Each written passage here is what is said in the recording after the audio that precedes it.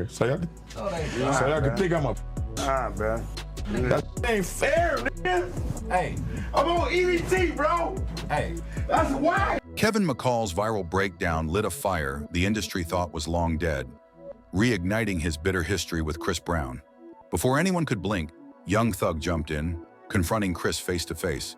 A calm talk turned explosive, and the leaked footage proved it. October 20th, 2025, the day R&B cracked open. Kevin McCall, 40 years old, sat down for a simple interview on Back on Fig, but halfway through, something in him broke. One moment he's being praised for his talent, the next he pulls out an EBT card on camera. The world froze. And then he cried. That was no interview. That was a man unraveling in real time.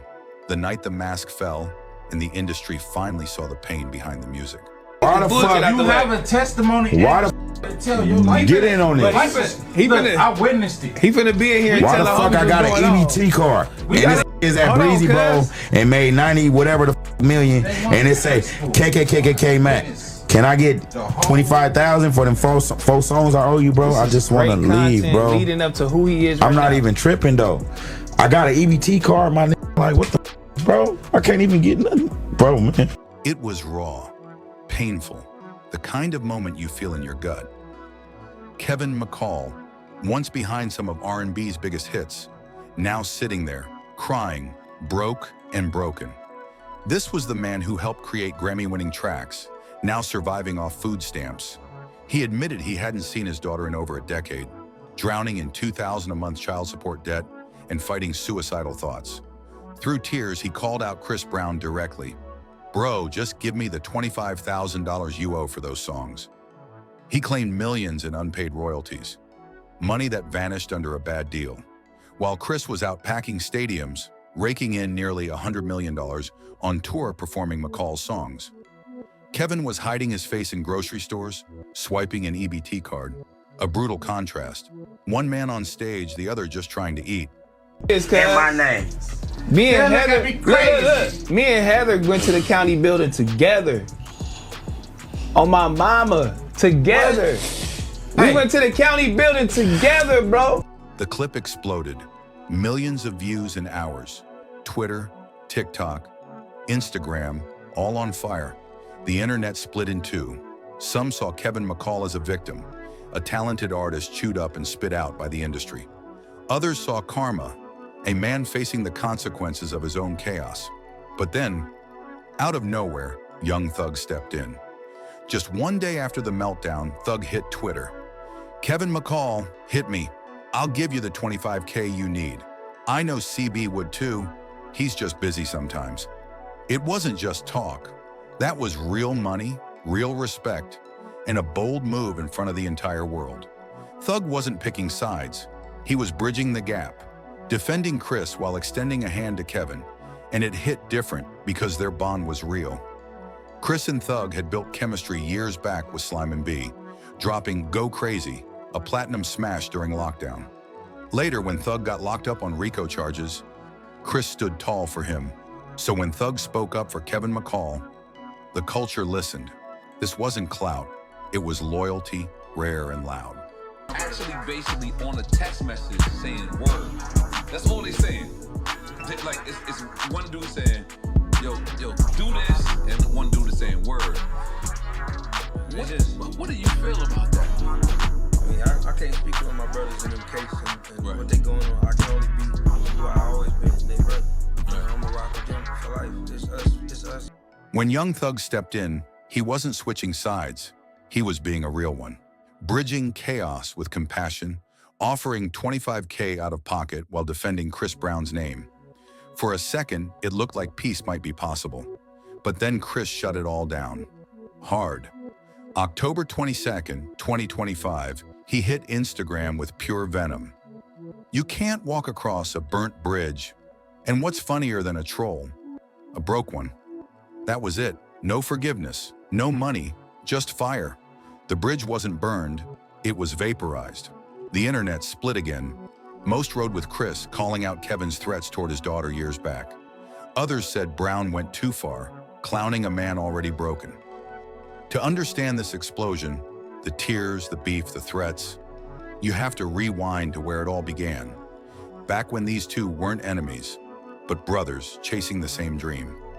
2009, a hungry Kevin McCall, fresh out of college, corners Chris Brown at an industry event. Brown's career was in free fall after the Rihanna scandal, and McCall saw his shot. He literally pinned Chris against a wall, pitching his demo like his life depended on it. It was bold, it was reckless, and it worked. The start of a brotherhood that would make hits, history, and eventually heartbreak. How did Deuces come together? Deuces came together. He was doing In My Zone did well, so he wanted to click up with Tyga. He was a fan of him. He felt like he had buzz popping at the time. He wanted to link up with him and do a joint album. Chris Brown saw something in Kevin McCall, raw hunger, real talent, maybe even a reflection of his younger self. So he brought him into the studio. What followed was magic. McCall wasn't just a collaborator, he was family. Chris signed him to CBE under RCA, making Kevin his official protege during the most critical moment of Brown's comeback. Together, they cooked heat, tracks that reminded the world why Chris was still that guy. And at the heart of it all, Deuces. That record, it wasn't just a hit, it was personal. McCall wrote it from heartbreak, bleeding emotion into every line. His pain became Chris Brown's anthem, and that's where the story started to twist. That was your song? It was my song. Ah. It was a separate package from the whole thing. It's like, here's your 10 songs. Oh, and guess what? Listen to this in the car. He was listening to it the whole week. And he's like, nah, I need that song. I need that song. McCall handed Deuces to Chris Brown, but on one condition: he stays on the record. Brown agreed, brought in Tyga, and boom, history made. The track exploded, snagging a Grammy nomination and stacking 6 figures in royalties. Not bad for a kid from Watts who'd just been folding shirts at Abercrombie a few months earlier. From there, McCall was on fire, co-writing Strip, helping craft Look at Me Now, and leaving his fingerprints all over Brown's FAME album, the same one that earned Chris his first Grammy. Kevin wasn't just in the room anymore. He was shaping the sound of a comeback. Not for 1 second. It always felt better. If it was just me and Chris Brown, I don't think the record would be as good. I think it's the whole shebang. I think it's us three, and just, it was what was meant. And I never got jealous of either one of them. I always wanted the best for both of them, and I hope they wanted that. For a moment, Kevin McCall was living the dream. Front and center in R&B's golden era, side by side with Chris Brown, cranking out anthems that owned every club and radio station. Brown called him Big Bro, and their studio sessions, pure magic. Laughter, family vibes, hit after hit. But behind the success, cracks started forming. By 2013, things shifted. McCall felt trapped, controlled, like his creativity was being boxed in. In a 2015 Vlad TV interview, he dropped the bomb. Chris wanted him to push a grown, sexy thug image, something that didn't fit who Kevin really was. And that clash, it was the beginning of the end. I mean, Chris, he had this image of me. He wanted me to just grown, sexy, had his thug appeal. And we kind of just didn't see eye to eye. I didn't see the vision he had at the same time. It could have just been a small conversation. But for whatever reason, he didn't see eye to eye with whatever he was trying to do with my career at the time. The breaking point came from something small, but it hit like a domino effect. In 2014, Keke Palmer, yeah, that Keke Palmer, reached out to Kevin McCall for a collab. She was a fan, and McCall saw it as his shot to finally step out of Chris Brown's shadow. They dropped the video for Shorty WAP, and Kevin was hyped. This was his move, his moment. But Chris, he wasn't having it. According to McCall, Brown called him up furious, said the collab didn't fit the image he wanted for CBE. Keke's Disney clean vibe clashed hard with the edgy street look Chris was building. But underneath all that talk about image, this was really about control. Who called the shots? The star or the student? He was upset about it, felt like it was a bad look. So he decided to call me on the phone and tell me how much of a bad look, but he didn't tell me in a professional way. So I had to, check him and let him know, don't ever talk to me like that again. That phone call changed everything. McCall says Chris Brown straight up threatened to end his career, to make sure no label ever touched him again. For Kevin, a kid from Watts who lived by respect, that was a violation. "You don't let anyone punk you, not even family." He fired back, saying, "I'm not Drake. I'm not Frank Ocean. You'll see me again." That was the moment the brotherhood cracked. McCall started believing Chris's camp, especially his manager, was quietly sabotaging him, shutting down his solo moves, freezing his opportunities. And then came the money drama. Despite Deuce's racking up 500 million streams and still spinning today, McCall claims he never saw the back-end royalties. He says the contract he signed under CBE was a trap, a predatory deal he didn't fully understand.